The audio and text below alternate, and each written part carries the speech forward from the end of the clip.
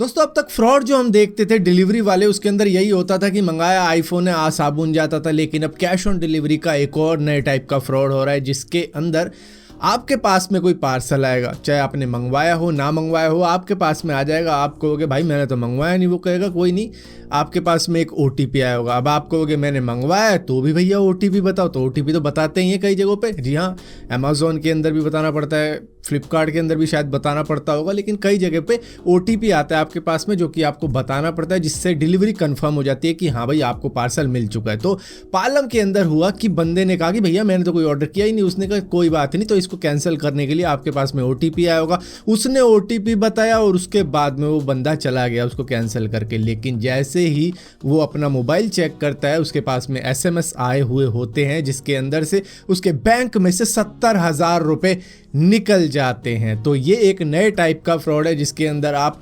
OTP नहीं वैसे बताते हो, जो भी आपसे लोन वोन के फ़ोन आते रहते होंगे वहाँ पे नहीं बताते होंगे, लेकिन यहाँ पे बता के फंस जाते हो। अब इसी तरीके से एक और फ्रॉड हुआ था, जिसके अंदर एक बंदा पुलिस वाला बन के कह रहा था कि तुमने ईएमआई पे नहीं करी है। उस बंदे ने कहा कि भैया हाँ ये वो करके, तो किसी तरीके से उसने कहा कि चलो ठीक है ओटीपी आया होगा तुम्हारे तो मुझे बता दो, मैं इसको सेटल करता हूँ। तो उसके बाद में ओटीपी से उसके करीबन 22,000 रुपये निकल जाते हैं। कोई बंदा वकील बन के कॉल कर रहा है। तो भैया कई तरीके के फ्रॉड चल रहे हैं, जहां पर ओटीपी आपसे लिया जा रहा है, क्योंकि किसी भी ट्रांजैक्शन को पूरा करने के लिए ओटीपी आपके पास में आता है, तब जाके वो ट्रांजैक्शन पूरी होती है। लेकिन यहां पर ओटीपी पाने के नए नए तरीके निकाल लिए हैं फ्रॉड और स्कैमर्स ने। दोस्तों नेटफ्लिक्स अपनी डूबती हुई नैया को पार लगाने के लिए अब एक नए प्लेटफॉर्म के ऊपर भी छलांग लगाने जा रहा है, जो है पीसी गेम्स। जी हाँ, ये AAA पीसी गेम्स के ऊपर भी काम कर रहे हैं, जिसके लिए इन्होंने नई रिक्रूटमेंट शुरू कर दी है। और ये ऐसे डेवलपर ले रहे हैं जो कि अनरियल इंजन पे काम करके इनके लिए एक गेम बना दे पीसी वाली। और बेसिकली ये शूटिंग टाइप की गेम्स के बारे में सोच रहे हैं, जो इस वक्त में ज़्यादा चल रही है, मतलब जो बैटल रॉयल टाइप की गेम्स होती हैं उस टाइप की। दोस्तों हम में से बहुत सारे लोगों ने ये सोचा था कि ट्विटर का ये जो ब्लू टिक वाला सब्सक्रिप्शन प्लान है ये उतना ज़्यादा नहीं चलेगा, लेकिन सिर्फ 5 दिन के अंदर ही 1,40,000 ऑर्डर्स इनको आ चुके थे और उन सभी के ब्लू टिक इन्होंने कर भी दिए थे।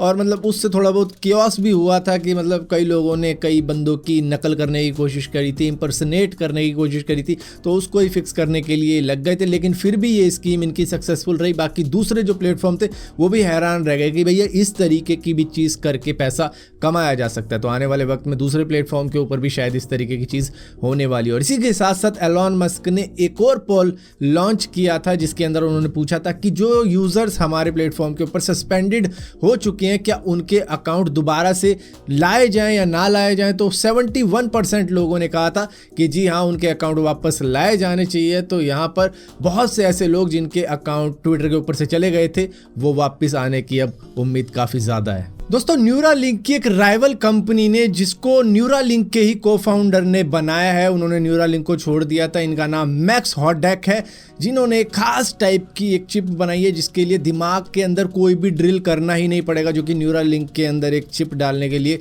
ड्रिल करना पड़ता दिमाग के अंदर। इन्होंने बनाई है द साइंस आई। ये एडवांस ऑप्टोजेनेटिक विजुअल प्रोस्थेसिस है, मतलब कि एक छोटी सी चिप है जो कि आंखों के ऊपर ही लगाई जाएगी। ये उन पेशेंट्स के लिए जिनका फोटो रिसेप्टर लॉस की वजह से पूरी तरीके से ब्लाइंडनेस आ चुकी है, अब उनको कुछ भी नहीं दिखता है, तो उनका विजन वापस लाया जा सकता है। क्योंकि रैबिट्स के ऊपर इसकी टेस्टिंग की गई थी और उनका विजन तो वापस लाया जा चुका है इस छोटी सी चिप के द्वारा ही, जिसमें दिमाग में कोई ड्रिल भी नहीं करनी पड़ेगी। वरना न्यूरालिंक की चिप लगाने के लिए तो ड्रिल करनी पड़ेगी और कॉइन शेप का वो जो चिप है वो डालनी पड़ेगी, पता नहीं क्या क्या करना पड़ेगा। लेकिन इसके अंदर ऐसा कुछ भी नहीं है, ये डायरेक्टली काम करेगा। और यहाँ पर दोस्तों फीफा चल ही रहा है और यहीं पर एप्पल ने भी एक अनाउंसमेंट करी है कि वो मैनचेस्टर यूनाइटेड को शायद खरीदने का सोच रहे हैं, जिसकी कुछ डीलिंग $7 बिलियन के अंदर हो सकती है। दरअसल टिम कुक को यहाँ पर लगता है कि अगर उसको वो बाय कर लेते हैं तो उनके लिए कई सारी अपॉर्चुनिटीज तो खुल ही जाएंगी। और इसी के साथ साथ वो एप्पल स्टेडियम भी बनाने का सोच रहे हैं, बल्कि सोच क्या रहे हैं, बना भी रहे होंगे कहीं ना कहीं, क्योंकि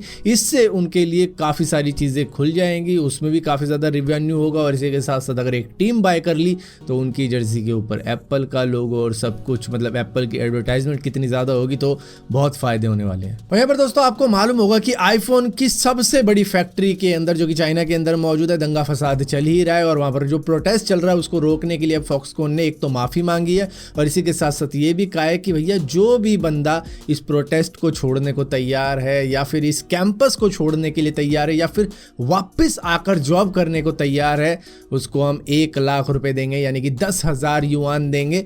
बस किसी तरीके से ये सब बंद करो और वापस काम पे लगो। हालांकि ये सारी प्रोटेस्ट चल ही इसीलिए रही है क्योंकि उनकी पेमेंट नहीं मिली उनको, उनका बोनस नहीं मिला उनको, ऊपर से कोविड की रिस्ट्रिक्शन इतनी ज़्यादा लगाई हुई है कि क्या ही कहें कि मतलब हर जगह सफ़ेद सफ़ेद लोग तो आपको दिख ही रहे होंगे जो कि पूरा का पूरा सफ़ेद सूट पहन के क्या बोलते हैं उसको, पीपी किट जो होती है उसी को पहन के जो कर रहे हैं, मतलब कि उससे पता लगता है कि कितनी ज़्यादा रिस्ट्रिक्शन है और उसमें तो पसीना भी बहुत ज़्यादा आता है। दोस्तों 2009 के रिसेशन के मुकाबले में अब जाके जीपीयू की सेल इतनी ज़्यादा गिर चुकी है कि उसके रेट भी धीरे धीरे गिरते चले जा रहे हैं। तो जो भी लोग जीपीयू लेने का सोच रहे थे तो आने वाला टाइम बहुत अच्छा आने वाला है आपके लिए, क्योंकि जीपीयू को कोई बाय नहीं कर रहा है, उसकी सेल्स बहुत ज़्यादा ड्रॉप हो चुकी है, जिसकी वजह से आपको देखने को मिलेगा कि जीपीयू के प्राइस अब कौड़ियों के भाव पे मिलेंगे।